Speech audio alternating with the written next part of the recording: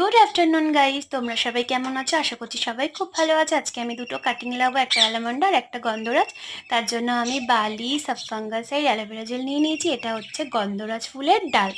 তো এটা বসানোর জন্য আমি অ্যালোভেরা জেল লাগিয়ে নেবো কাটিংয়ে, দেন আমি সাবফাঙ্গাসাইড দিয়ে বালিতে বসিয়ে দেবো।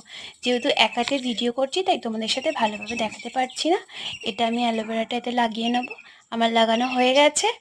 এরপর আমি কি করব, সাবফাঙ্গাসাইড এর মধ্যে লাগিয়ে দেব যাতে না কোনো ফাঙ্গাস লাগে।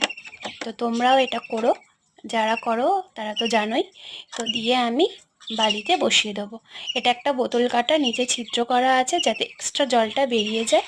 দিয়ে ভালোভাবে চেপে বসিয়ে দিতে হবে যাতে না কোনো এয়ার ঢোকে, আর ডালটাও যেন না নড়ে। তাই একটু এটা খেয়াল রাখি যে চেপে বসাবে। ভালো করে চেপে দিচ্ছি, দিয়ে আমি ভরপুর জল দিয়ে দেবো। প্রতিদিনই জলটা দিও, নিচে একটু ভালোভাবে ছিদ্র করো, এক্সট্রা জলটা বেরিয়ে যাবে। অ্যালমন্ডের জলটা আমি সেম প্রসেসে অ্যালোভেরা জেল লাগিয়ে নিয়েছি, সাবফাঙ্গাসাইড দিয়ে দিলাম, দিয়ে বসালাম।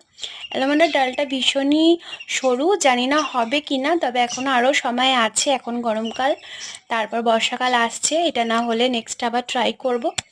তো এটা আমি এর আগেও আরেকবার ট্রাই করেছিলাম, সাকসেস পাইনি, দেখি এটা পাই নাকি। যদি আমি এই দুটো ডাল সাকসেস পাই অবশ্যই শেয়ার করব। আর আমার সাথে থাকার জন্য আমার পুরনো বন্ধুদের অসংখ্য ধন্যবাদ আমাকে এত ভালোবাসা দেওয়ার জন্য। আর নতুন বন্ধুরা চ্যানেলটা সাবস্ক্রাইব করো। টাটা।